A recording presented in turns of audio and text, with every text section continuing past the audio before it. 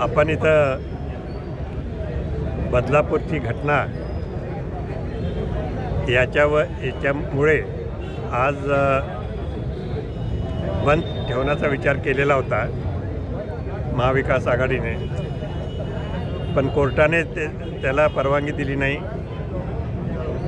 आणि म्हणूनच कोर्टाचा आदर करून महाविकास आघाडीने हा बंद केला आहे आणि धरणे आंदोलन चालू ठेवण्याचा निर्णय घेतला आहे. कारण हा आवाज शेवटी बंद असलेला आवाजसुद्धा जनतेपुढे गेला पाहिजे आणि जनतेला खरं खोटं काय योग्य काय आहे ते समजलं पाहिजे. शासनाने सुधारणा केली पाहिजे, अशी सुव्यवस्था आणण्याचा प्रयत्न केला पाहिजे. ही व्यवस्था याला सुव्यवस्था म्हणता येणार नाही.